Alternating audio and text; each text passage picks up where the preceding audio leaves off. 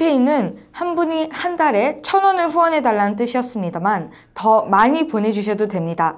그리고 더 많은 분들이 후원해주시길 부탁드립니다. 후원금을 보내주시지 못하는 분들께 광고 시청을 부탁드립니다.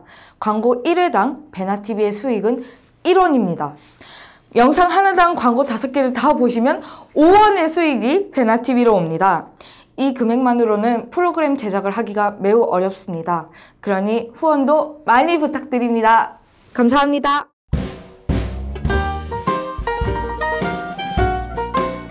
네, 시청자 여러분 안녕하세요. 탈북자가 탈북했던 기억을 탈탈 터는 탈탈탈입니다. 안녕하세요. 네, 안녕하세요. 네, 그거예요.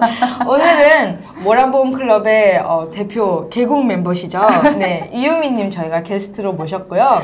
김일국 씨가 이제 아는 사이라고 해서 오늘 1일 MC로 함께 하게 되었습니다. 사실 이유미님을 저희가 섭외하게 된 계기가 조금 독특한데요. 저희 댓글창에 써주셨죠? 댓글에 저 이유미예요 하시면서 아직도 기억나는데 탈탈탈에 출연하고 싶으시다고. 탈탈탈을 제가 평상시에 워낙에 많이 보는 거라서 보다 보니까 아 이런 데 가서 저도 한번 방송을 하면은 좋겠다라는 생각을 하고 댓글 한번 써봤는데 바로 섭외가 오더라고요. 네, 저희가 너무 깜짝 놀래가지고 처음에는 이게 진짜 그분일까 생각도 했어요. 다른 사람이 사칭하는 건 아닐까. 그래서 오늘 저희가 모셨습니다. 감사합니다. 네, 김일국님이랑은 서로 어떻게 얼마나 아셨어요? 동생. 얼마나 알고 지낸 사이예요? 아니 근데 뭐 두 분이 뭐 첫 시작부터 너무 친한 척 얘기하니까. 근데 그래요? 예 제가 오늘 유미 누나가 나오신다 그래서 네. 제가 그냥 달려왔어요. 예 저희 회사 망할 것 같아요. 아니 왜 제가 여기 오늘 진짜 달려왔냐면, 네. 그러니까 나는 들어도 우리 유미 누나의 이야기는 너무 정말 가슴을 울리고, 솔직히 저는 모란봉 클럽에 나가는 이유 중에 하나가 유미 누나 때문에 나가는 거예요. 그게 왜냐면 아니 정말 PD님 웃지? 왜요? 아 진짜 PD님 지금 방금 비웃은 것 같은데 정말인데, 저는 모란봉 클럽을 처음엔 안 하려고 했었어요. 안 하려고 했었는데 유미 누나가 며칠을 밥을 사주고 나를 설득을 해서 정성이셨네요. 예. 그런데 지금도 그렇지만 나가서 유미 누나의 이야기 듣는 게 재미나서 저는 가고 있습니다. 예. 오늘 그 이야기 저희가 또 시청자분들께 전달해 보겠습니다. 먼저 북한에서 강사학교를 다니셨고 선정 강사로 6개월을 하셨어요. 네, 이 이야기부터 해주시겠어요? 어떤 일을? 중학교 졸업하고 네. 강사라는 직업을 가지게 됐는데, 북한에서는 강사하면 옛날에는 그 대학 졸업생들 기준으로 뽑았어요. 이것도 그냥 아무나 가는 게 아니고 성격, 인물, 체격, 토대 다 봐야 돼. 성분까지 싹 다 보는데 그 당시에 제가 왜 그거를 하게 됐냐면은, 솔직히 저는 키에서 떨어졌어요. 근데 이뻤잖아요. 근데 다른 건 다 남들보다 다 앞서갔어요. 키만 떨어졌는데 아버지가 그 계통에 계시다 보니까 살짝 백으로 좀 입학을 했는데, 옛날에는 대학 졸업생들 위주로 했다면은 대학을 졸업하고 여자 나이가 22살, 23살 이렇게 되는데, 그 나이대에 다시 교육을 시켜서 강사로 취직을 시키니 1, 2년 있다가 다 시집을 가는 거예요. 북한이 시집을 원래 결혼을 일찍 해요. 막 23, 5살이면 가거든요. 그러니까 준비했다 싶으면은 또 출가하고 이러니까 안 되겠다. 중학교 졸업한 애들을 뽑아서 1년 동안 교육을 시켜가지고 강사를 한번 진출을 시켜야 되겠다라는 생각을 당해서 해가지고 그래서 그때 계기가 좀 돼가지고 제가 1년짜리 강사학교를 졸업하고 강사를 하게 되는데, 나중에 조금 뒤에서 얘기를 하겠지만 나중에 그만두게 됐어요. 이 선정 강사를 하시면서는 어떤 게 가장 기억이 나나요? 강사라는 거는 강사하면 남한 사람들이 잘 모르더라고요. 여기 강사처럼 생각하는데 아니에요. 우리 교회 가면 그 전도사님 역할을 우리가 하는 거예요. 우리가 이게 그 교회 가면은 그 전도사님들이 목사님들이랑 목사님 역할이라 하면 되겠다. 왜냐면 목사님들이 그 하나님에 대한 말씀을 복음하잖아요. 전달하잖아요. 성도들한테. 저는 이제 김부자들에 대한 그 혁명업적 전통을 인민들에게 보급을 하는 거예요. 그 어떻게 남한은 목사 역할이라고 보면은 좀 거의 비슷하게 맞아요. 그 6개월을 하셨잖아요. 그 주로 어떤 사람들한테 이제 그런 선전을 하시나요? 6개월 하면은 거의 그때는 그 준비 단계라서 솔직히 강의를 몇 번 못해. 왜냐면은 처음부터 학교를 졸업했다 해서 완벽하게 된 건 아니거든요. 학교 졸업하는 과정에 그 사적물들을 돌아다니면서 그 체험을 해요. 연습을 하지만 실제 강사로 이제 그 배치돼서 가면은 그 교육 기간을 또 줘요. 연습 기간을. 그러니까 어린 애부터 시작하는 거예요. 유치원 애들. 애들 앞에서 하는 건 떨리지 않잖아요. 그렇죠. 좀 그렇게 좀 하다 온 거예요.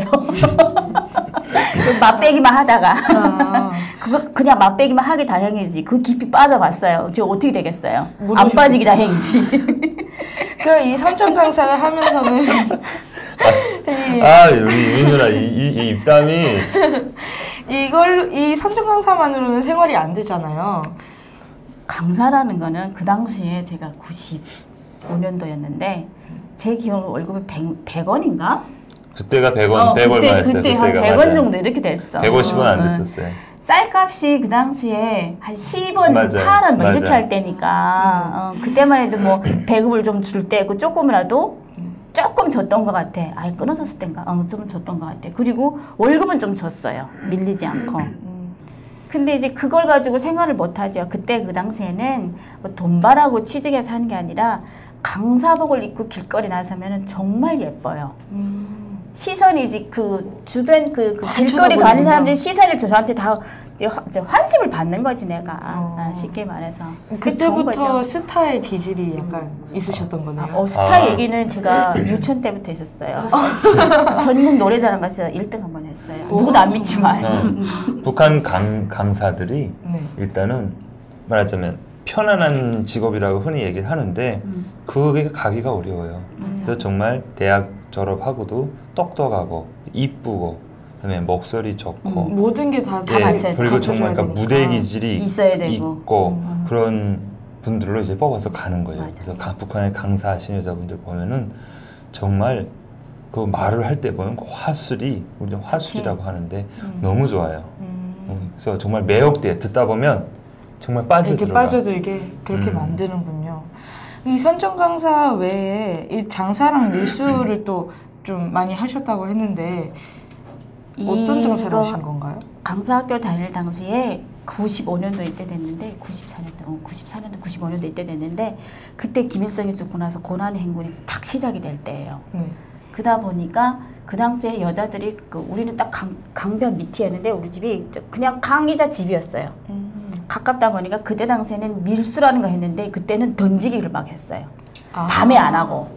낮에요? 낮에 막 던지기. 그러니까 빨래하러 나가가지고 빨래터에다가 이렇게 동그랗게 이제 빨래 우물같이 이렇게 그 구멍을 파고 겨울에는 얼었잖아요. 강변이 다 강이. 그러니까 거기다 이제 그 도끼질을 해가지고 우물을 파가지고 거기서 중국 사람, 북한 사람 같이 앉아 빨래를 하는 거예요. 그래서 서로 이제 던지기 하는 거지 이렇게 경비를 피해가지고. 그래서 주말이나 조금 그 학교 저기 공부 마치고 저녁 때나 이때 되면은 강에 나가서 계속 그런 거 했죠. 주로 어떤 물품을? 그 당시엔 제일 많았던 게 동이었어요. 동덩어리. 동덩어리 처음에는 우리가 300g, 500g, 1kg 이렇게 시작했거든요. 근데 그거를 넘겨도 돈이 그때 수익이 한 거의 2배, 2.5배 막 이렇게 났어요.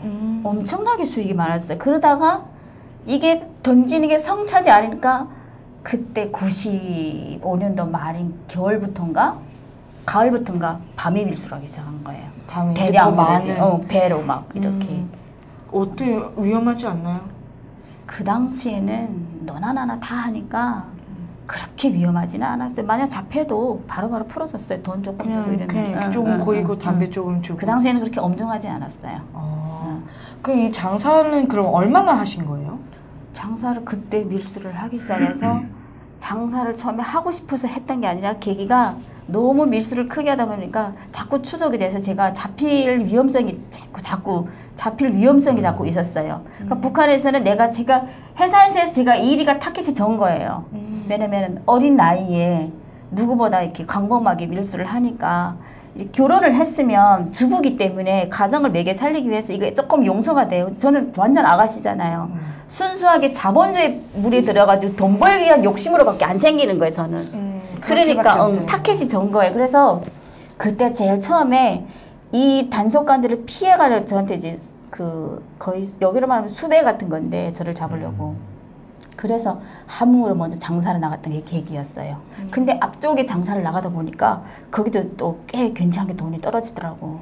그래서 밀수를 완강하게 하다가 국경연산에 이제 검열이 붙었다 하면 이제 앞쪽으로 뛰는 거죠. 그 다음에는 앞으로 장사. 그러다 보니까 뭐 사방팔방 다 돌아다녔어요. 제가 북한에서 아마 정말 구석구석 다 가봤을 거예요, 아마. 신기하네요. 김정은도 못 가본 북한의 전 구석구석 지역을. 다 가봤어요. 근데 제일 기억에 남았던 거는 한 번 개성 쪽하고 평목도 쪽에 갔는데 남한 방송이 나오는 거예요. 그래요? 뭘로요? TV로요? 아니면 라디오? 아침마당하고 네. 라디오. 전국 노래자랑을 봤어, 거기서. 전국 노래자랑을 TV, 북한에서 보셨다고요? 그치. 근데 제가 그때 당시에 처음 전국 노래장을 봤는데 남한 사람이라는 거를 처음 이제 TV에서 보게 된 거지. 그때 송혜 그 MC님이 그때 좀 젊었을 때예요. 나와서 이렇게 나오는데 저기는 조금 나이 드신 분도 저렇게 MC를 안 하고 우리는 방송원이라 그러지? 방송원을 하는 건데 그것보다도 더 신기했던 거는 노랑머리가 그렇게 신기했던 거예요, 저는. 그 염색한 그 노란 머리. 자본주의의 꽃이지. 그리고 또 신기했던 거는 그 나와서 노래하는 사람이 엉덩이를 왜 그렇게 흔들어대는지 미치겠는 거야. 그래서 엄마 저게 춤을 그냥 노래를 하려면 서서 그렇게 노래하면 되는데 왜 엉덩이를 저렇게 흔들면서 하지? 그때 그게 진짜 제일 기억이 남았어요. 그 전국 노래자랑 그게 남조선의 방송이라는 걸 알고 계신 알았지. 그때 왜 어떻게 알았냐면은 그때 그 앞쪽으로 갔는데 그때 그 집주인이 그거 원래 못 보게 돼 있어요. 근데 그쪽에는 뭐가 잡히냐면은 그 평양에서 잡히는 채널이 하나 뭐지? 만수대가 가끔 잡히거든요. 평양에만 나오지 지방에는 그게 안 나와요. 이 사람이 그거를 보고 싶은데 우리가 지금 타 지역에서 온 남이잖아, 아예 남. 근데 그거를 지금 자기는 계속 봤던 거야, 이 사람은 그 시간에. 근데 보고 싶은데 채널을 우리한테 막 돌리려고 하니까 자기도 나중에 걸릴 것 같지 하니까 마주대 TV 한번 하는지 봐야 되겠다고 이렇게 돌리는데 그게 잡히는 거야. 그래서 저거 뭐지? 저건 우리나라 TV 아닌데 마주대 안 되겠어. 이게 스타일 틀리니까 네. 노랑머리 막 완전 이렇게 하고. 다르죠. 그런 데는 조선말을 한다는 거지. 그래서 이게 한국 TV가 이게 잡히는구나 하는 거 알았지. 그때 해변가에서 했었어요. 기억이 남는데. 그래서 그때 되게 자세히 기억이 남아서 그 아저씨하고 돌리지 말라고 그냥 우리끼리 가만히 보자. 그래서 몰래. 본 거지. 예. 그래서 전국 노래자랑하고 아침마당하고 그때 봤는데 지금도 그 프로가 지금도 있는 거예요. 네, 지금도 하죠. 저는 아침마당도 나갔었어요, 한번. 그래서 나가서 얘기했어. 제가 아침마당이라서 북한에서 이 프로그램을 보고 정말 굉장히 놀랐었는데 내가 남한에서 이 프로 나갈 줄 정말 꿈에도 생각을 못했다. 아침마당 출연자예요? 그렇지. 그러니까 막 그 게스트들이랑 이제 MC랑 막 놀라겠죠. 북한에서 봤다고 하면. 그때는 아침마당이라는 그 MC분 여자분 뭐지? 이름이 갑자기 아니 이금희 네네. 이금희 아나운서 날 때 그때는 예리예리 했어. 이거 호리호리하고 살이 안 쪘었더라고. 근데 그때 가서 보고 깜짝 놀랐어요. 몇 년이 이렇게 흐른 뒤니까.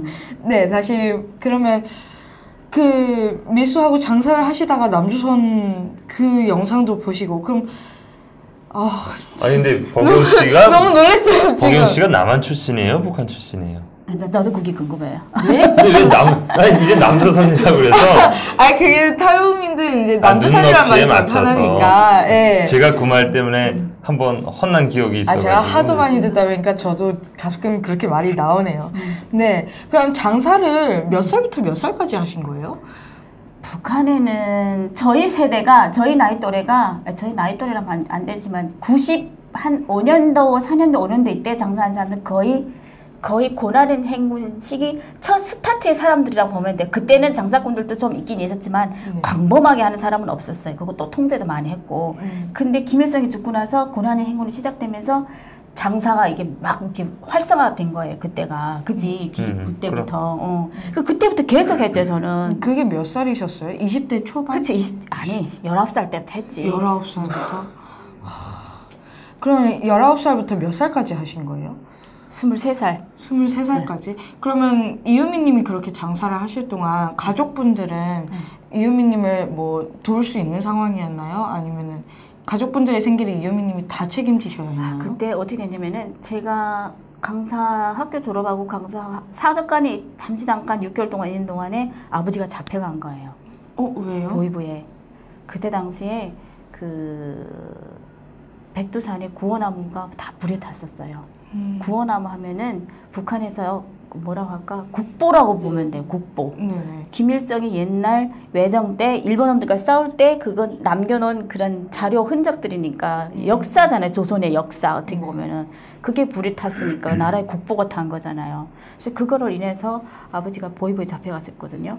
그러면서 저는 거기서 나오게 됐고 이제 그러면서 또 돈을 벌어야지 또 아버지도 좀 어떻게 좀 구원하지 않을까 싶은 생각으로 그때 당시에는 또 장사를 해야지 먹고 살았어. 아버지 직업이 좋아서 그때 당시에는 배급을 안 줬지만 아버지는 회사에서 먹을 거 다 나눠주고 이랬었는데 아버지가 그렇게 잡혀갔으니까 누구도 먹으라고 주는 데가 없었잖아요.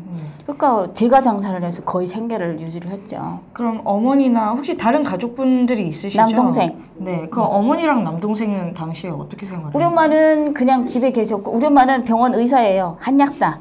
30년 근무를 했어. 한 병원에서. 그 지역에서는 유명했어요. 그리고 남동생 그 당시에 군대 나가 있었고. 그럼 어머니가 의사셔서 이렇게 장사를 같이 돕거나 하지는 우리 못하셨겠네요? 엄마는 학교 졸업하고 대학 나오고 계속 병원에만 있어가지고 아예 사회생활 아예 몰라요. 사회를. 그냥 병원집. 그러니까 보경 씨가 그때 당시의 상황을 잘 이제 그러니까 네, 맞아 이미지네이션을 할 수가 없어서 그러는 건데 그때 당시 이제 그러니까 말씀하신 것처럼 93년도 전까지만 해도 다 직장 생활 그리고 그렇지, 90년대 맞아. 지나서 40대 50대인 분들은 그렇게 집에 쌀 한 톨이 없는데도 직장을 출근을 해야 맞아, 되고 맞아. 당에서 하지 말라는 걸 안 했지. 하지 않는 것이 이제 말하자면 본인들의 그 삶의 삶이- 철학처럼 여기던 그러니까 우린 굶어 죽어도 사회주의 이거를 그렇지. 허무는 것 같고 그랬다고. 근데 가족은 무너져 가고 있고. 그러니까 그래서 20대 초반에 이제처럼 좀 선지물물을 이미 받아들인 그리고 안타깝잖아요. 근데 20대는 그렇게 체제에 대해서 그런 우전성이나 숭배심이 없다고요. 그러니까 바로 생활전선에 뛰어든 거예요. 그러니까 부모님들이 능력이 없거나 자기 자식도 고생해가 아니라 그런 상황이 아니었거든요. 무조건 출근을 했어야 했고 그래서 직장에 나가서 그때 당시 굶어 죽는 사람이 많았어요. 그 95년도부터 고난행군이 시작되면서 네. 직장뿐이겠어? 학교 학생들도. 그렇죠. 그러니까 대학 교수들이 강의를 하다가 배고 며칠을 굶었는데도 맞아. 강의를 하다가 픽 쓰러져서 맞아. 죽는 사람도 많았고 배고픈데 배고프면 사람이 절리거든요. 맞아. 공장에서 군수공장에서 일을 하다가 이렇게 저는데 기계 이렇게 막 밀려 들어가는 사고도 많았고 학생도 굶어 죽고 그런 게 많았어요. 근데 이 유미 누나가 그때 한마디로 북한의 지금의 자본주의를 그 요는 그 볼런티어였던 거예요. 그것들을 이제 시장을 퍼뜨리기 위해서 유미 누나가 못해본 장사가 거의 없어요. 선구자죠. 자본주의물을 받아들이는. 그때 당시. 어떤 물품 장사해 보셨어요? 처음엔 파종으로 시작하셨고. 일단 먹고 쓰고 있는 그는 모든 걸 다 했어요. 셀 수가 없어. 제일 기억에 남았던 거는 그 오락 게임 기구. 게임기. 테트리스. 게임 기구. 이거 막 테- 하는 거. 그 테트리스. 당시에 이게 제일 처음 넘어올 때 중국계 네네. 제일 돈이 됐었고 그리고 또 뭐가 돈이 녹화기. 록하기요? VCR. VCR. 저는 한 번도 본 적이 없는. 그게 돈이 제일. 왜냐면 누나 나랑 얘기하는 게 그게 있으면은 나만 집에 다 볼 수 있거든. 나만 그 영화를 다 볼 수 있거든. 그러니까 그게 잘 팔렸었고 제일 기억에 남았던 거는 그리고 그 예전에 어디서 많이 들었냐면은 일본아들이 그 중고 채색들이 많이 들어왔었어. 아 그렇지 중고 TV 옷이요? 중고 중고 아니야 TV요? TV 아. 그게 뭐냐면 칼라 TV. 누나 해산 지역 있잖아요. 네. 그때 상황이 보면 이제 사회주의 시장이 무너지면서 북한이 그때 당시 중국은 그때는 아직 중국이 발전되지도 않았을 때요. 근데 하려고 할 때지. 그치 막 할 때였고 일본으로부터 대대적으로 중고품들을 수입을 많이 해요. 들어왔어. 해서 북한 내에서 몇 퍼센트 소비를 하고 다시 중국에 팔고. 그게 그 왜 시점이지. 인기가 좋았냐면은 우리 국경 지역 같은 경우는 있다 보면 채널 돌리면 중국 TV가 다 잡혀요. 근데 이거를 안전한 애들이 계속 검사 다닌다. 검열대. 전문 검열대가 있어야 그거 잡아내거든. 그러면 TV를 몰수해 가거나 아니면 뇌물을 주면 좀 살려주고 이러는데 이거를 고정을 채널 이렇게 돌리는 거는 거기다가 핀 같은 거는 못 같은 거 꼽아가지고 고정을 시켜버려 얘네들이. 그럼 돌리지 못하잖아요. 근데 채색 TV는 그거를 고정시키면 리모컨을 갖다 다 보는 거야. 맞다. 리모컨. 리모컨을 갖다 검이 왔을 때 리모컨만 치우면 돼. 그건 그대로 붙어 있으니까 고정돼 있으니까. 난 이 채널밖에 못 본다. 그렇지. 그러니까 리모컨만 치우면 되니까 그게 그때 한때 인기가 정말 좋았어요. 그게 아마 제일 내가 기억에 남았던 거고 일체 다 가져왔어. 왜냐면 숟가락 젓가락 뭐 그 소못 안에 있는 그 뭐지 그 소못 안에다 넣는 뭐 털 같은 거. 압착솜이라 그러는 아, 여기서는 압착솜. 뭐라 하는지 모르겠어. 아무튼 소못 안에다 우린 여기는 무슨 오리털 이런 거 넣잖아요. 저희는 뭐 오리털이나 뭐 이런 솜 거 같은 것도 넣잖아. 넣긴 하죠. 솜을 압착한 게 있어요. 중국에서 그것도 받았고 그 그릇 심지어 그릇까지 다 쌀 기름 이런 건 기본이고 안 넘어온 게 없었지. 그렇지. 담배는 기본이고. 이렇게 장사를 하시다가 그럼 탈북을 생각하게 된 동기는 뭔가요? 그렇게 하다가 우리 아버지가 그러다가 99년도에 이제 잡혀가서 돌아가신 게 99년도였고 추방도 그 보이부에 잡혀서 그대로 돌아가셨어요. 추방도 99년도에 당했어요 저희가. 근데 99년도에 추방을 나가고 저는 삼수군이라는 그 삼수갑산이란 말 들어봤죠? 거기로 추방 간 거야. 가는데 가니까 집도 안 주고 먹을 것도 안 주고 아무것도 안 주는 거예요.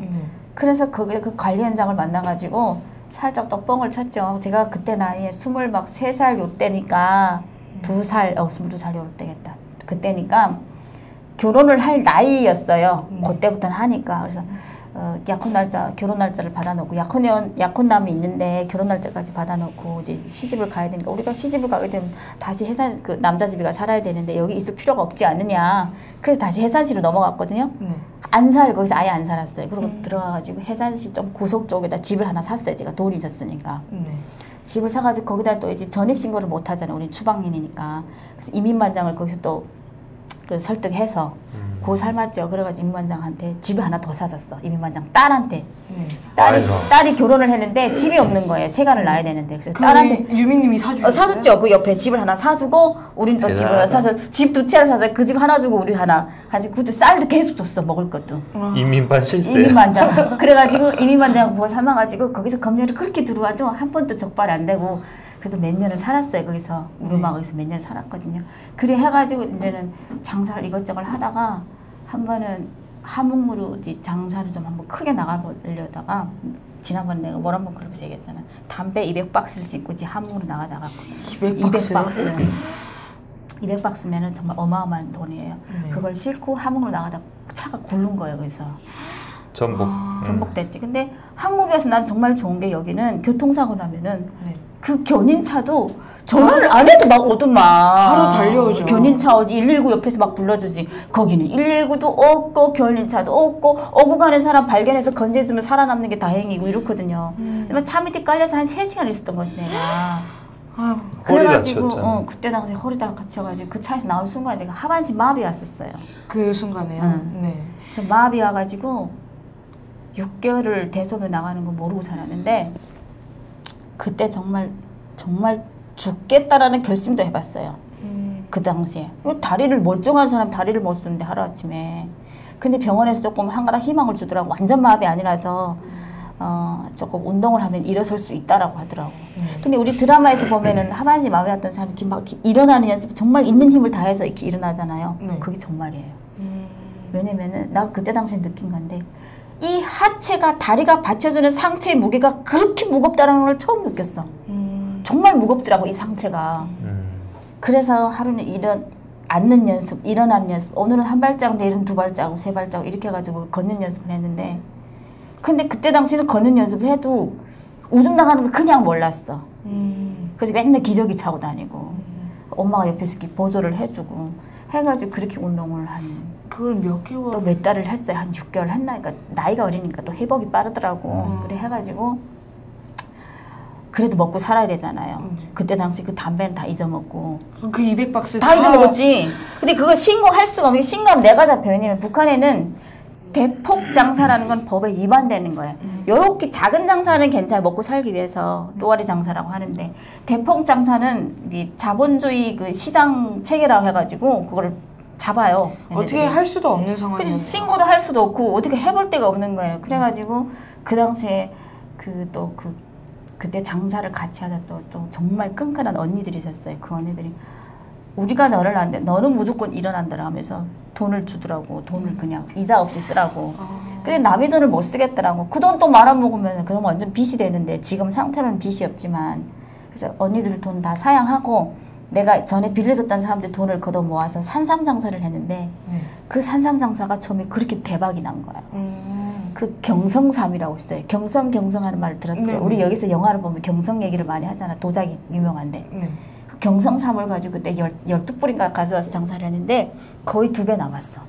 완전 대박이었어. 대박이었지. 근데 그 경성 아줌마들이 나한테 와가지고 삼 팔로가 없다고 나를 팔아달라는 거야. 그래서 외상을 땡겨다가 팔았는데 그게 그렇게 대박이 날 줄 몰랐지. 또 장사는 외상이 그치. 또 나죠. 재미난 것이 또 이제 법 나온다고 이거 또 갖고 그랬어. 또 갖고 왔는데 더 많이 갖고 온 거야 이번에는. 그래서 있는 돈 없는 돈 다 긁어먹어서 그거를 샀는데 아니 글쎄 그 연변에 있는 그 할아버지가 전문 그거 가져갔었는데 날짜가 되는데 안 들어오는 거예요. 근데 그 당시에 제가 알은 건데 삼이라는 거는 그 적당한 그 온도에서 보관을 해야지 날씨가 더워지거나 아니면 뜨뜻한 데 보관하면 굉장히 예민하죠. 삼 그 위에 있잖아 노란 꽃이 그치. 피우면 삼 효과 하나도 없어져. 그걸 알았던 거지. 근데 이제 노란 꽃이 피를 임박까지 왔는데 아저씨가 안 오는 거야. 난 지금 하루하루 사는 게 아닌데 어떻게 삼 중고 팔아야지. 말도 몰라가지고 그 삼 보따리 들고 중국으로 넘어가다가 이게 첫 중국으로 넘어갔을 때였어. 어떻게 보면 장사를 하려고 삼팔로. 네.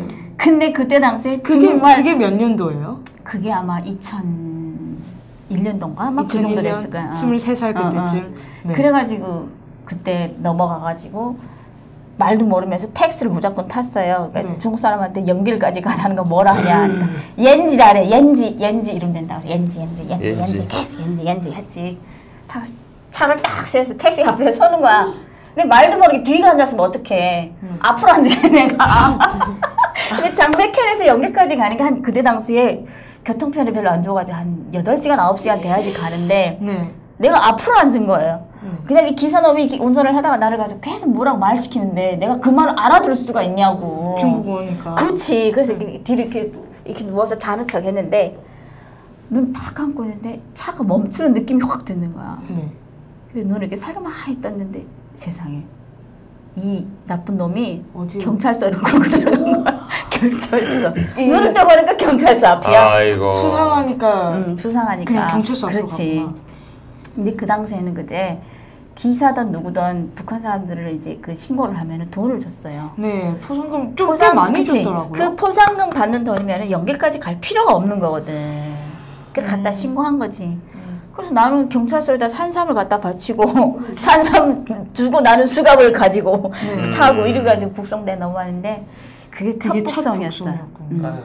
근데 첫 북송에는 왜 내 인생이 이렇게 뒤죽박죽이 됐을까? 막 그때 정말 아버지 정말 원망을 했던 것 같아. 왜냐면은 아버지가 그렇게 돌아가지 않았으면 나도 추방 갈 일 없었고 나도 이렇게 망할 일 없었고 또 이제 집안이 그렇게 박살나다 보니까 같이 오더라고 이게 화가. 내가 교통사고 났지, 망했지, 아버지 돌아갔지, 추방 갔지, 진짜 설상가상이었고. 그래가지고 그때 또 거기서 정말 많이 첫 북송 때 내가 정말 많이 울었던 것 같아. 그래가지고 보이부 들어갔는데 얼마나 계셨나요 거기에? 보이부에서? 네. 놀라지 마세요. 하루. 어떻게 한 1년 얘기가 나오는 줄 알았는데. 저 되게 막 긴 기간인 줄 알았는데 하루요? 어떻게 하루 만에 나오셨어요? 제가 연기를 되게 잘해요. 정말 보이부에서는 연기만 잘해도 살 수 있어. 그 당시에는. 왜 신중하게 볼 때가 아니니까. 좀 창피할 뿐이지. 근데 그 당시에는 보이부에 또 우리 친척도 있었어요. 엄마가 이제 북송됐다는 게 이제 연락을 받고 친척이 나서가지고 내가 그때 조금 교통사고 나가서 허리가 다쳤다 그랬잖아요. 다리를 완전 연기지 질질 끌다시피 다닌 거야 내가. 아예 다리 이 다리 가지고 중국 갈 때는 어떻게 가냐고. 의심할 만하지. 의심할 만하지. 중국 갈 때는 어떻게 갔냐고. 이래서 잡혀오니까 신경을 쓰니까 더 못 쓰게 됐다. 그때는 어떻게 조금 괜찮았다 이렇게 얘기를 해가지고 하루 만에 나왔는데 그때 돈 5만 원 좀 주고 하루 만에 나왔는데 그 하루 안에 하루 있는 동안에 보이비 들어가면은 나름 재밌어요.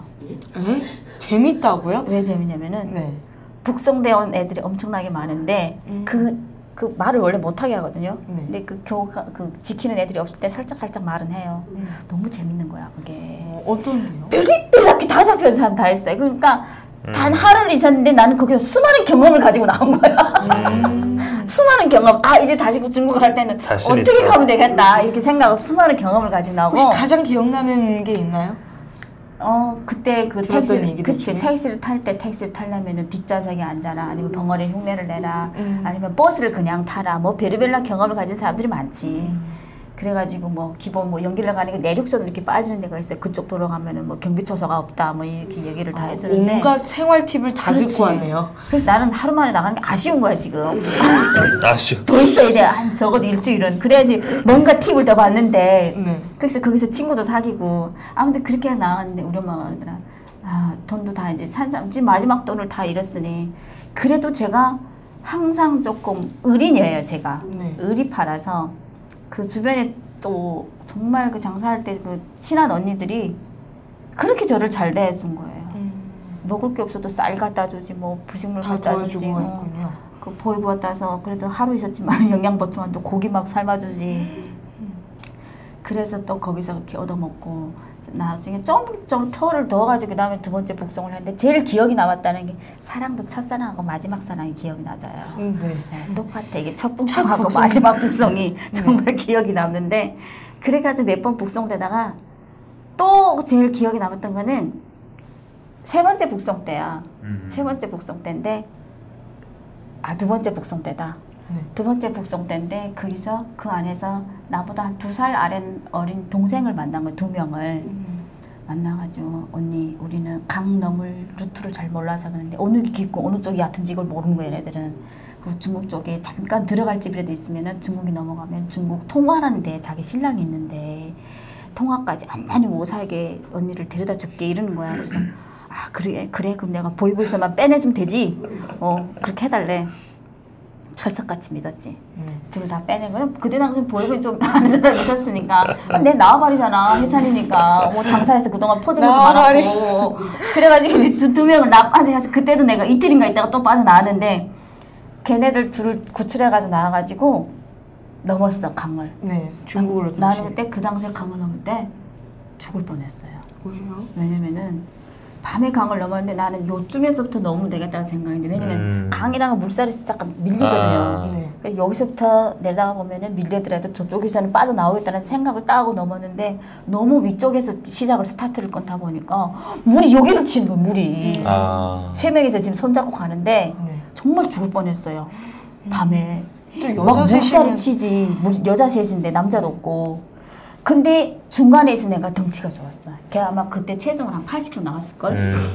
다이어트 하나. 걔 아니면 죽었지. 덩치 큰 애가 있으니까 안 밀리더라고. 그래도 그게. 네. 그땐 좋았어.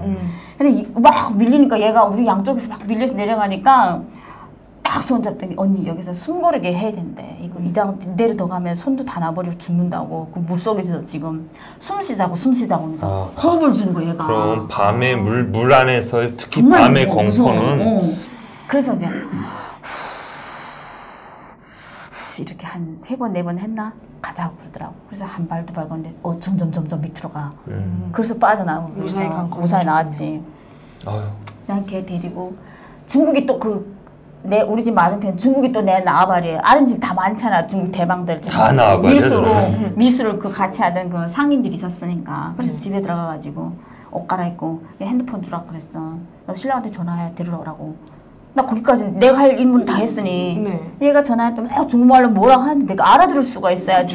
그렇죠. 그냥 뭐 우리 데리러 오라 하나보다 라고 생각하고 있었는데 뭐 내 맘대로 생각을 하는 거지. 근데 딱 끊더니 언니 내일 아침에 데리러 온대. 들떠있지. 내일 아침이면 지금 빠지니까 저 안쪽으로 얼마나 좋아. 아침에 날 딱 밝아가지고 얘가 언니 나 화장실 갔다 올게. 근데 중국에는 그 일반 주택이 화장실 집안이 없어요. 바깥에 바깥에 있는 거야. 바깥쪽 가니까 우리 화장실 가나 보고 세상에 5분 돼서 안 들어오고 10분 돼서 안 들어와. 무슨 일인가요? 변비 왔나? 네. 갔어 화장실에. 문이 활짝 열려있고 사람이 없는 거야. 네. 어디 간 거예요 그러면? 도망친 건가요? 뒤통수 맞은 거지 내가. 지 혼자 간 거지. 헐. 이유미님 버렸지. 그냥 버려두고. 나하고 그 아는 동생 하나 버리고 네. 둘이서 버리고. 세상에 또 이렇게 뒤통수를 맞네. 그래가지고 막 진짜 막 너무 스트레스 받는 거 있어. 근데 빨리 여기 연선에서 빠져나가지. 여기서 자꾸 숙박금일 같은 거 하니까 중국에도. 네. 그래서 걔랑 나랑 다른 루트를 통해서 가려고 하다가 택시를 탔는데 이번엔 뒤에 앉았지. 뒤에 앉았을 때 말 안 시키려고 뒤에 앉았는데 다행히도 얘가 중국말 좀 할 줄 알았어 얘가.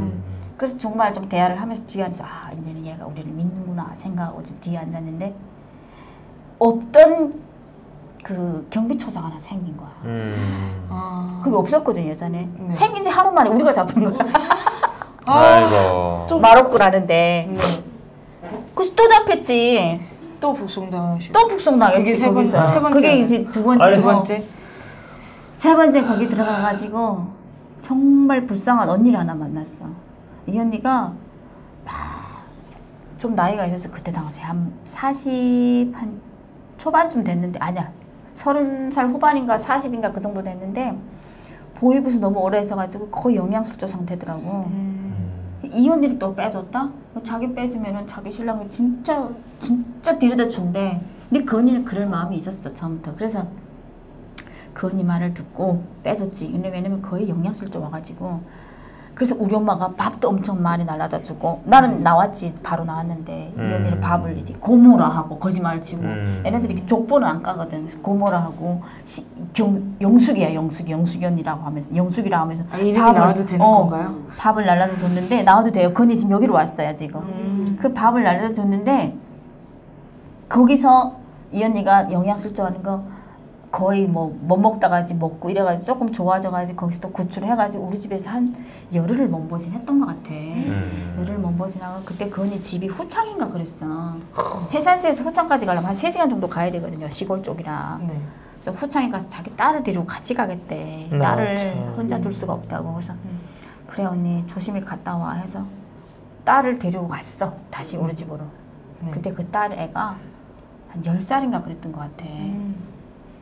야, 근데 말이 10살이지 얼굴이 얼마나 크고 파마를 해서 또 얼마나 부풀었는지 얼굴만 봐도 아줌마야. 그래가지고 그렇게 해서 또 딱 봐도 얘는 누가 봐도 북한 애야. 지금 이 스타일이. 네. 이거 어떻게 같이 가지? 그래도 뭐 딸이란데 내가 어떻게 딸을 떼놓고 가자 할 수는 없지 해가지고 같이 건너갔지. 근데 이 언니가 또 중국말을 유창하게 잘해. 중국에서 한 5년을 살아가지고 택시 딱 타더니 그 초소를 피해가면 되니까 유창하게 잘하더라고. 근데 이 택시 기사가 우리를 보더니 아무리 봐도 이상한 거야. 아무리 봐도 북한 아무리 봐도 사람이구나. 이상해. 그래도 그냥 긴가민가하고 갔는데 그쪽에 경비초소가 있은 게 아니라 순찰초소라는 게 하나 또 생겼더라고. 그러니까 전문적인 경비초소가 아니라 가끔 순찰식으로 가다가 지나간 차를 이렇게 세우는 거야. 거기서 딱 세웠는데 또 창문을 내린데 여자 셋이 앉아 중국말 시켰는데 멍 때리고 쳐다보고 또 내려 또 내려 또 잡혔지. 리본. 근데 사람이 누구나 있잖아. 처음이 힘든 거지 두 번, 세 번 잡히다 보면은 그거 이력 있어. 아니 이거 어떻게 빠져나오셨나요? 그래서 그게 또 북송돼가지고 난 또 바로 나왔지. 근데 그 언니는 거기서 오래 했었어요. 재차 잡히다 보니까. 그럼 이번에 그 딸도 같이 잡히고? 딸도 다 같이 잡혔지. 걔랑 걔 아니지. 그래가지고 그 언니는 그 당시에 그 언니랑 헤어지고 못 봤거든요. 근데 나보다 먼저 한국 왔다더라고. 그래가지고 아무튼 그렇게 돼가지고 그게 참 제일 기억이 남았었고 그때 당시에 먼저 도망쳐가지고 그 통화까지 간 애는 나중에 제가 연변에서 만났어요. 연길에서. 아이고 인연도 참. 연길에서 만났는데 순간에는 내가 그 지난번에 얘기했잖아. 웬수도 타국에서 만나면 반갑다고. 네. 그걸 다 잊어먹어. 너무 반갑더라고 걔를 만났는데. 그래가지고 막 둘이서 그냥 진짜 막 그냥 울고 불고 그때 왜 그러냐. 근데 그 당시에는 자기도 데려가고 싶었는데 신랑이 너무 반대를 하니까 어쩔 수가 없었다고 그러더라고요. 본인이 먼저 살아야 되니까. 그래서 그때 당시에 그렇게 같이 못 갔었고 그 얘기를 하니까 이해가 되더라고. 그리고 또 제일 기억에 남았던 거는 몇 번째 복송인가요? 이번에는? 마지막 복송 때지. 마지막 복송. 네, 마지막 복송 때. 지난번에 모란봉 클럽에서도 이 얘기를 했었는데 정말 굉장한 그때 당시에 계속 그러다 보니까 연변에 계속 있었거든요, 제가. 네. 연변에서도 식당에서 일을 하면서 삐끼도 해보고 주방에서도 일을 해보고 정말 여러 가지로 많이 했는데 허리를 너무 세게 다친 그게 있으니까 서연이가 정말 힘들더라고. 그래도 했어요. 어떡해. 근데 막 한 달 뼈 빠지게 일을 해도 그때 당시에 500원을 받았는데 이거 저 하룻밤에 밀수 30분만 하면 500원을 버는데 여기 와서 한 달을 뼈 빠지게 일하고 500원을 버는 게 너무 힘들더라고. 그래도 어떻게 해야지. 하고 나중에는 거기서 너무 잡히니까 안쪽으로 들어갔어요. 천진이라는데. 네. 천진으로 들어갔는데 천진에서 또 북한 우리 한고양 언니를 또 만났지. 거기서 식당에서. 그래서 그 언니랑 정말 진짜 입안에는 사탕도 빼내줄 정도로 정말 친하게 지냈어요. 그 몇 달 있는 동안에. 그래서 나는 가만히 생각해보다 이거 한평생을 여기서 식당에서 설거지라고 어떻게 살겠냐 언니야. 요즘에는 뉴스를 보니까 북한 여자들 한국으로 많이 간다는데 한국으로 가자. 이 언니가 야 너는 어린이가 그렇게 머리가 썩어도 어떻게 그렇게 썩었냐고. 중국에 온 것만 해도 그런데 어떻게 한국으로 갈 생각하냐고. 나보고 엄청 뭐라고 하는 거예요. 그래서 진짜 많이 싸웠어요. 아니 그렇게 사상이 꽉 그렇게 혁명사상으로 무장됐으면 여기로 오지 말아야지. 그냥 북한에 살아야지. 도대체 간첩이 아니냐고 막 그랬거든.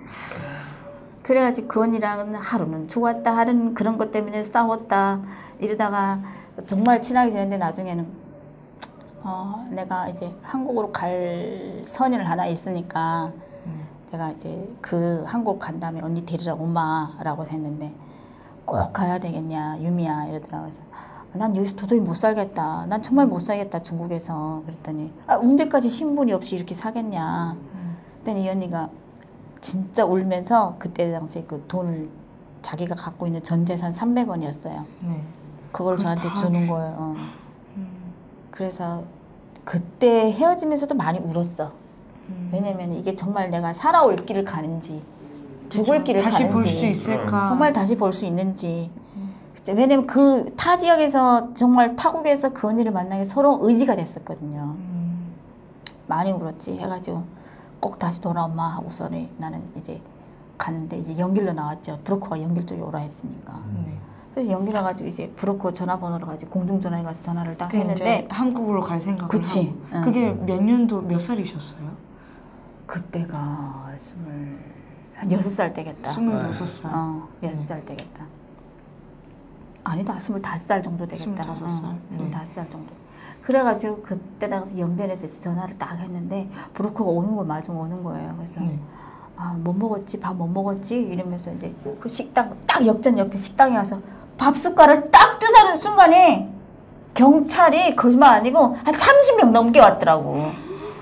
누가 신고를 한 건가요? 근데 나중에 알고 보니까 그 조선 쪽이 브로커가 네. 너무 이런 일을 많이 해먹어서 미행이 붙은 거야. 거기 이제 내가 미끼를 걸린 거지. 하필 왜 나냐고. 그 전에 간 사람도 그렇게 많은데. 그게 이제 마지막 북송 그렇지. 때였나요? 그래가지고 정말 거기서 나 정말 그렇게 많이 맞았어. 아마 그 진짜 이렇게 말하면 좀 웃긴데 매로 생리를 센 것 같아. 정말 많이 맞았어 내가 중국에서. 왜냐면은 이놈들이 얘기하는 거는 얘는 중국애고 나는 북한애고 얘는 중국법에 의해서 처벌을 해야 되는데 증인은 난데 내가 불지 않으니 얘를 처벌을 할 수가 없는 거예요. 그러니까 나를 자꾸 있는 그대로 진술을 하라 그러는데 나는 있는 그대로 진술을 해버리면 목적은 내가 한국 가게에서 이 사람 만난 건데 그대로 진술을 해버리면 이 문건을 북한에 넘겨버리면 나는 북한에 가서 한국 기도로 되는 거예요. 그럼 나는 북에 가서 죽는 거지. 얘는 여기서 그거 가지고 죽진 않겠지만 나는 이제 목숨이 왔다 갔다 하는 일인데. 그렇죠. 엄청 많이 맞았어 내가. 진짜 많이 정말 많이 맞았는데 한 3일을 때리다 나중에 내가 뭐 그런 얘기 안 했는데 나보고 하는 말이 간첩이네. 북한의 간첩이네 나보고. 네. 자기네 이렇게 고문을 많이 했음에도 불구하고 여자가 불지하라고 나 처음이라고. 너 어디 간첩이냐 이런 거. 아니 간첩이 여기 와서 이렇게 매 맞고 있겠냐고. 그렇죠. 그래서 그때 당시에 먹이지 않고 때리는 거야. 아, 밥도 안 줘요? 밥도 안 주고 처음에는 이렇게 싸대기 때리는데 이렇게 쫙쫙 때리는데 아니 좀 양쪽 나눠 때리면 어때? 한쪽만 쫙쫙 때리는 한쪽만 이쪽만 이렇게 막 부었어. 네. 그러다 나중에는 또 불지하니까 이제 뭐다부터 6명이 뭐다부터 때리는데 6명이요? 남자 남자들이 6명이요? 완전 돼지 같은 애들이 6명에서 뭐다부터 때리는데 그때 얘네들 또 악에 바쳤던 거는 그때 그게 내가 잡힌 게 금요일이었거든요. 네. 토요일 일요일 쉬어야 되는데 나 때문에 못 쉰다 이거야. 그게 지금 쉬지 못하니까 지금 더 열이 받는 거지 얘네들은. 엄청 애맞고 거기서 근데 배고프더라고. 근데 솔직히 나도 사람인지라 불고 싶었어요 그 당시에는. 근데 이제 자꾸 고민을 했지. 그래가지고 그 당시에 일단은 내가 진술을 할 텐데 먹을 거 좀 달라 했더니 라면을 주는 거야. 2개 달라. 나 지금 3일을 굶었는데 한 개 가지고 어떻게 되냐. 2개를 주는데 야 2개를 다 먹을 것 같아서 라면을 불렸는데 반 개도 못 먹겠더라. 이 정신적인 스트레스에 이 고문에 너무 빈속에 너무 힘들고 그러니까 반 개밖에 못 먹겠는 거야. 그래서 왜 2개 다 먹는다더니 왜 반 개밖에 못 먹냐고 못 먹겠다 이래가지고 그러면 이제 다시 진술하자. 앞에서 또 맞아 앉혀놓고 이렇게 쓰는데 한국 가려고 했는 거 맞지? 이렇게 쳐다보고 아닌데요. 그 똑 때리는 거야. 라면 먹으면은 분다고 해가지고 라면까지 사줬는데 아무리 생각해도 먹고 생각해보면 또 아닌 거야 나는. 아니요 했더니 또 때리는 거야. 계속 맞았어. 그러다가 나중에 이 경찰이 나한테 하는 말이 공안국장이 나한테 왔어. 나중에는 연변시 공안국 국장님이 김광진인데 그때 유명한 사람이었어요. 이 사람이 나한테 와가지고 너한테 정말 내가 국장으로서 약속을 하는데 이거 제대로 진술해라. 하지만 너희 이 문구를 북한에 넘겨보내진 않겠다. 지켜줄게. 내 국장의 명예를 걸고 너한테 약속을 할게 이러더라고. 근데 그거 어떻게 알겠어. 그래서 그 당시에는 그런 말하고 했는데 또 안 불었지. 그러니까 막 거꾸로 달아매라 그러다 나중에는. 아무튼 그렇게 해서 계속 고문을 하다가 이 나중에 하는 말이 너를 가만히 생각해 보니까 여기서 스파이를 시키면 잘하겠다 이러는 거야. 스파이. 북한 애들이 중국과 스파이를 많이 해요. 왜냐면은 중국 애들이 목적 공안에서 목적은 북한 애들이 한국으로 가려고 하는 거 잡는 것도 목적이지만 마약범도 있고 그 안에는 여러 가지 범죄들이 많이 된단 말이에요. 북한 애들이 마약범도 있어요. 그러니까 이거를 잡아오면 자기네들 승진이 되고 나중에도 그러니까 이거 스파이를 박아 넣으면은 잘 하면 건수 하나만 잡으면 얘네들이 정말 승진이 되니까 스파이를 하지 않겠냐 이러더라고. 난 살아야 되니까 난 시키면 정말 잘하겠다 그러지. 나 하면 또 한국 가려고 내놓으면은. 그런데 한 놈이 딱 들어와서 하는 말이 그거 가지고 안건 회의를 했었대. 나를 가지고. 근데 이제 한 놈이 딱 틀었다는 거야. 쟤는 안 한다. 쟤는 무조건 한국으로 갈려야지 스파이는 안 한다. 이래가지고 결국에는 그게 그 회의가 다 보류됐구나. 다 결정이 안 돼가지고 다 엎어지고 다 엎어지고 이제 북송물 되게 됐는데 그 당시에 또 제가 그 언니가 나한테 준 300원을 살려야 되니까 먹었어 돈을 지폐를 먹어가지고 보이부에 들어가서 한 40일 있었는데 왜 40일 있었냐면은 그 10번째 북송이 되다 보니까 이번에는 정말 교화를 가야 될 상황까지 왔어. 이제는 근데 어떻게 어머니나 누가 도와줄 수 그렇지, 있는 상황도 그렇지. 아니고. 그래서 거주지를 내가 속여버린 거야. 네. 그러니까 우리는 거주지 양왕도 해산시에 이유미라는 애가 있다 해야지 보이부에서 나와요. 네. 없다 하면 내 출처를 알아야 돼. 얘 진짜 북한 애인지 아닌지 간첩인지. 근데 내가 거주지를 딴 데를 해버리니까 그쪽에서 자꾸 이런 애가 없다라고 보리가 나라는 거야. 왜 거주지를 다른 곳이라고? 왜냐면 그쪽 가면 난 또 처음이라 가려고. 자꾸 해산을 가면 난 계속 그게 자료가 있잖아. 자꾸 진술한 게 메탕. 네. 다른 지역 가면 난 처음이라 하려고. 근데 이게 얘네들이 자꾸 없다 해버리니까 나중에는 그 친척 주소를 하나 대라 그러더라. 그래서 우리 외삼촌 우리 친삼촌 주소를 대가지고 거기서 조카 그런 애가 있다라고 이제 확인이 돼가지고 그쪽으로 마지막에 보이부에서 나왔는데 그 기간이 40일 딱 40일 있었어. 40일 동안에 얘네들이 뭘 주냐면은 우리 그 율무차 있잖아요. 그렇게 표현합니다. 율무차 한 컵. 그게 한 끼 식사예요. 그 양이. 그 양이 한 끼 식사예요. 숟가락도 안 줘. 왜냐면은 어떤 애들 죽으라고 마음 먹은 애들은 숟가락을 막 삼키거든. 그러니까 숟가락 자체를 안 줘. 그러니까 이렇게 그 이런 조그만 그릇에다가 율무 내가 딱 그 양이 그만하더라고. 율무차 그거 한 컵 양만 해도 그거를 그냥 이렇게 그만큼씩 부어주는데 숟가락도 없으니까 아침에 그냥 후룩 마시고 내버리면 그 식사 끝나는 거야. 이렇게. 죽이지 죽. 그렇게 40일을 있으니까 대변을 한 번도 못 봤어 내가. 먹은 게 없으니까 안 나오더라고. 그 결국에 안 나와서 뭐 돈은 지키긴 했지만 너무 먹은 게 없으니까 영양실조 한 3도까지 온 것 같아. 살이 쫙 빠지더라고. 중국 돈 300원이면 한국 돈으로 그러니까 5만 원이에요. 5만 원짜리 한 장을 지키기 위해서 그걸 먹고 사투를 한 거지. 그거 하나를 지키겠다고. 근데 그게 있어야 사니까. 근데 진짜 이렇게 정말 인권유린인 게 저기서는 검사할 때 보이부 새끼들이 쫄딱 베끼고 검사해요. 물론 여자가 검사하는데 그냥 실오리 하나 안 걸치고 요 귓구멍이부터 시작해서 다 검사해. 돈이 어디 있나 해서 발바닥까지 다. 모든 구멍을 다 검사한다고. 그렇지. 저번에.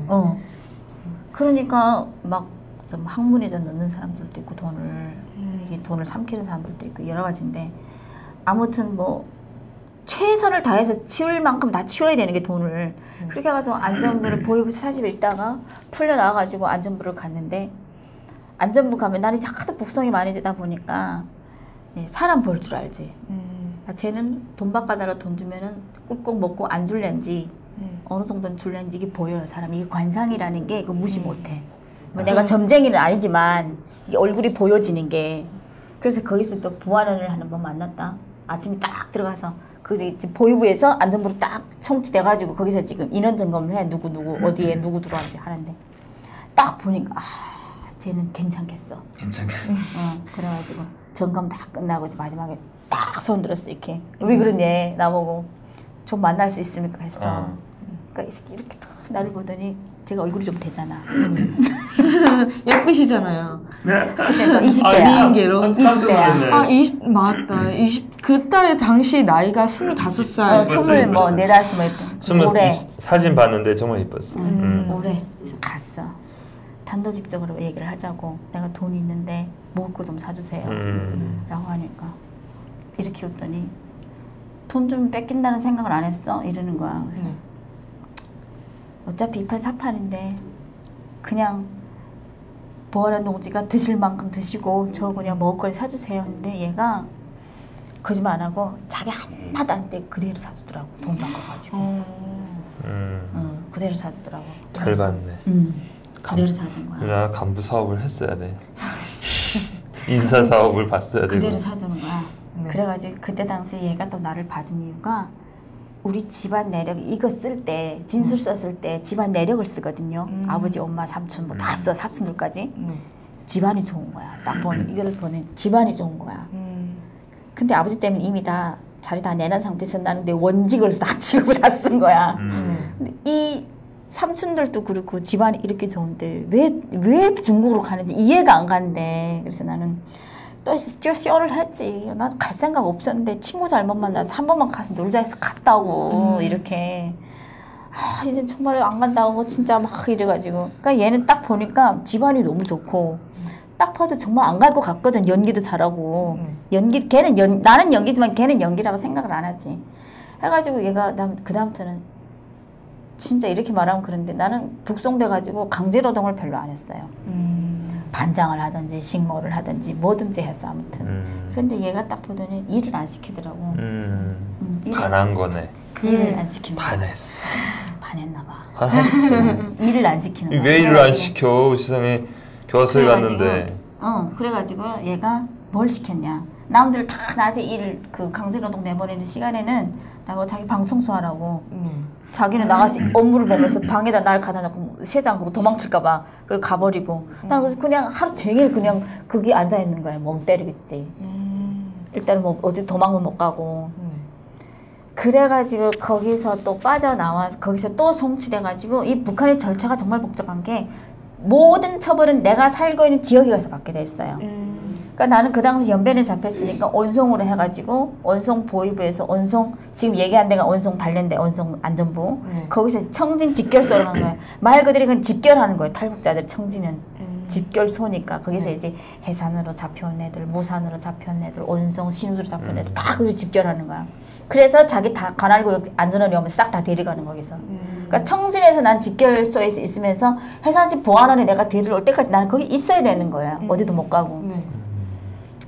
그래서 청진도 집결소로 갔는데 그때 당시 돈이 한 100원을 먹고 그 전에 사 먹고 200원이 있었던 거야. 그래서 100원을 또 사 먹었어 거기서. 남은 100원밖에 없잖아. 아휴. 그래가지고 이 100원을 가지고 내가 언제까지 여기서 있을지 모르니까 살아야 돼. 100원을 먹자면 3일 다 먹어요. 3일이면은. 그래가지고 100원을 가지고 그때 당시 어디를 가냐면은 그 발전소를 했어. 청진 그 어디선가 조금 지나서 지금 기억이 안 나는데 거기서 저 발전소 건설을 나갔었거든. 그리고 발전소 건설을 거기서 나갔었는데 강제노동이지. 거기로 나갔었는데 그 100원짜리 하나 사라는데 이걸 살려야 되니까 또 찾아갔어. 그 담당자를. 그때 당시 책임자지. 찾아가서 식모시켜달라고. 돈 있냐 이러는 거야. 100원짜리 줬어. 그랬더니 얘가 그때 당시 100원짜리를 보고 아 얘는 적어도 1000원이 있어서 나한테 100원을 주나 보다 이렇게 생각한 거야. 진짜 나는 100원이었는데 난 전 재산인데. 그러니까 이 100원을 봤더니 이거 가지고 그래 식모 해봐라 이러니까 식모를 시킨데 식모가 두 가지 부류야. 하나는 개호들 그 안전한 밥을 해주는 식모가 있고 하나는 그 죄인들을 해주는 식모가 있는데 죄수들을 해주는 밥 해주는 식모는 기껏 해봤자 뭐 그치 옥수수 밥 있잖아. 그치. 그거밖에 없는데 나는 정말 진짜 나랑 하는 새까지 다 했어 거기에. 그래가지고 첫 끼라고 해가지고 요리를 해가지고 탁 상을 갖다 줬는데 밥상이 그냥 확 날아와. 왜냐면은 나는 밥을 해본 적이 없는데 쌀에 돌이 같은 거야. 아이고. 밥을 해본 적이 없잖아. 요리를 못하면서 또 굳이 식모를 자청을 했네. 요리를 못한다고 밥상 막 이리 뒤집고 저리 뒤집고 다 뒤집는 거야. 아이고. 그런데 주변에서 그때 당시에 먼저 거기 있었던 애들이 소문을 들어보면은 성격이 너무 개팍해서 제가 성격이 너무 개팍해서 3일을 못 버틴대. 그냥 못 버티는 게 아니라 그냥 맞아서 쫓겨나온대. 어떡해. 살아야 되잖아. 그래서 이제 제가 일주일에 한 번씩 집을 내려갈 때 쌀을 가지고 가더라고. 그때 그 발전소에서 올라가서 강제노동을 하면서 한짝 일부 인원은 탈곡장에 가서 지원돼줬거든. 그래서 탈곡장에 가는 애들한테 시켰어. 쌀을 숨길 수 있는 데를 다 숨겨라. 내가 밥을 해줄게. 이랬더니 와 밥을 해준다니까 진짜 거짓말 아니고 그렇게 샅샅이 검사하는데 쌀을 그렇게 많이 훔쳐오는 거야 얘네들이. 바지 가랑에다가 신발 안에까지 쌀 넣고 그 신발 쌀 넣는 그 발을 그 신발을 넣고 방법을 다 썼고 온갖 방법. 그러니까 한 번 들어오는 쌀 양이 있잖아 한 20kg 되는 거야. 어마어마한 거지. 20kg면은 어떡해. 집에 딱 내려갈 때 지돈동지 이거 가져가세요. 쌀을 탁 내놨어 내가. 그때 당시 쌀이 돈인데. 이 새끼가 이렇게 나를 보더니 이 쌀이 어디서 갑자기 내가 바깥에 나간 적도 없는데 쌀이 어디서 생길 이유가 없잖아. 그쵸. 근데 자기를 쌀을 먹으라고 주네? 이래 보니까 정말 대단한 능력이야 내가. 능력이지 내가. 그쵸. 그 애들 밥은 줬고 쌀을 이만큼 가져오려도 밥덩어리 하나만 주면은 정말 죽게 살기로 훔쳐내오니까 탈곡장에서. 그러니까 이 사람들 좋고 안전원도 좋고 죄인들도 좋고 더 좋은 거야 이제. 그러니까 손해는 탈곡장에서 손해를 보겠지만 뭐 있는 사람이 조금 뭐 조절당하는 상관없잖아요 지금. 오늘 내일 죽을 애들 살려야지. 그래가지고 그때 당시에 그래가지고 이 안전원이 감동을 받아가지고 너 식모를 계속 해라 했는데 맛이 없어도 참겠다 이거. 쌀이 맛이 없는데 요리사는 이제 조금 나는 배웠지 거기서. 어떻게 배워야지. 그 옆에 그 대단하다. 주방을 죄인들 쓰는 주방은 이쪽이고 내가 쓰는 주방은 이쪽이야. 등 돌리면 서로 마주봐. 그러니까 이 아줌마가 또 중국 요리사를 하던 아줌마가 와가지고 알려줘가지고 또 거기서 거기서 또 요리를 배워가지고 했는데 그렇게 해가지고 청진 지킬소 내가 한 3개월 반 있었던 것 같아. 그러니까 이렇게 보이부에서부터 이렇게 넘어오는 기간이 6개월 넘게 걸린 거야지. 그래서 3개월 넘게 있으면서 거기서 이제 그 안전원하고 되게 친해진 거야. 그래서 나중에 친해져가지고 나 솔직히 얘기했어. 나 지금 10번째인데 나 이번 감 진짜 교화소를 간다. 나 도망치게끔 좀 봐달라 그랬어 나중에는. 근데 얘가 하는 말이 얘도 정말 진심이었어 나한테. 좋아했나 봐. 그래. 하지 말라고. 이게 누나 때문에 그 북적고 질서가 다 깨졌어. 그래가지고 이 보안원이 나보다 나이가 나보다 2살 많았었거든. 그래서 나보고 하는 말이 도망칠 수 있게끔 길은 열어줄 수 있는데 이게 나 하나 눈 감고 있다고 되는 일이 아니지 않느냐. 만약에 이게 잡히게 되면은 너는 나 아니라 다른 사람한테 맞아 죽으니까 그 맞는 거를 어떻게 보겠느냐. 그래서 다른 방법을 찾자 하더라고. 나 진짜 이 사람 기인인데 그래가지고 방법을 찾아보자라고 했는데 아니라 내가 3개월 반 있으니까 해산에서 날 데리러 왔어. 누가 보냈나. 나는 그게 거주지가 없잖아. 우리 엄마가 내가 잡혔다는 소문을 듣고 어느 안전 하나 구워 삶아가지고 보낸 거야 그냥. 그래서 아스러리 날 이용이 데리러 왔다고 하는데 나 깜짝 놀랐다니까. 어머 나는 거주지도 없는데 누가 나를 데리러 왔지? 근데 온 거야.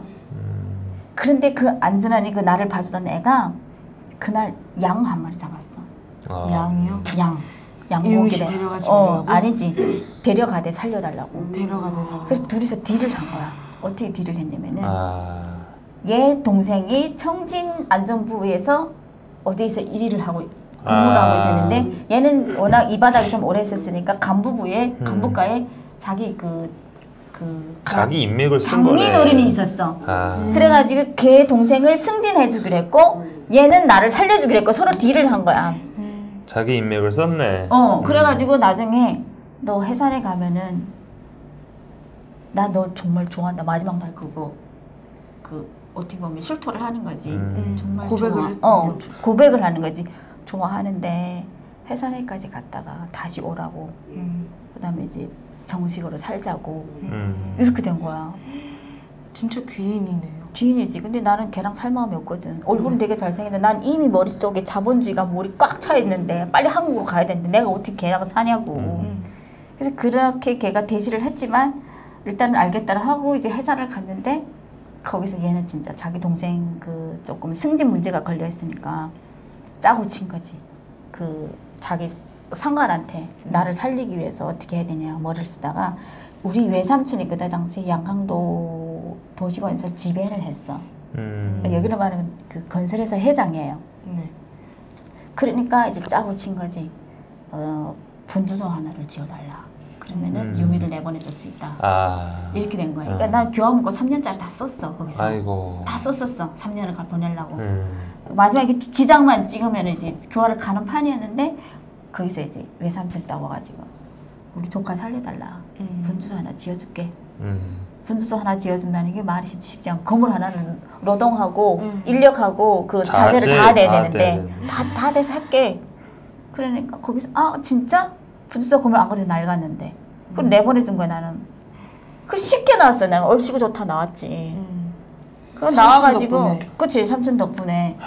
그래가지고 나와가지고 집에 또 며칠 있다가 이게 자본주의 물을 한번 먹으면요 이렇게 말하면 우리 엄마도 좀 서운할지 모르겠는데 엄마 곁에도 오래 있고 싶지 않아. 빨리 가고 싶어. 빨리 가서 내가 자리를 잡아서 엄마를 모셔와야 된다 이런 생각을 하지. 거기서 백날 같이 있어봤자 뭐 그 컴컴한 세상에서 답이 안 나오잖아요. 그치. 알겠습니다. 그럼 저희가 이제 한국으로 오고 또 가족을 모셔온 그 이야기는 2부에서 저희가 듣도록 하겠습니다. 1부는 여기에서 마칠게요. 그래요. 감사합니다. 예, 감사합니다. 감사합니다. 진짜 난 유미 누나 이야기는 들어도 들을 얘기가 너무 많으니까 1시간도 짧네요. 너무 짧고. 유미 누나 이야기를 다 들으려면 일단은 기본적으로 보경 씨가 모라한번 클럽 1회부터 다 봐야 돼. 일단 다 봐야 되고. 근데 그래가지고 아무튼 걔가 나한테 귀인이었어. 감사하네요. 나중에 생명을 살려준 거니까. 돈이라도 보내주려고. 왜냐면 살렸으니까 내가 찾지를 못하겠더라고.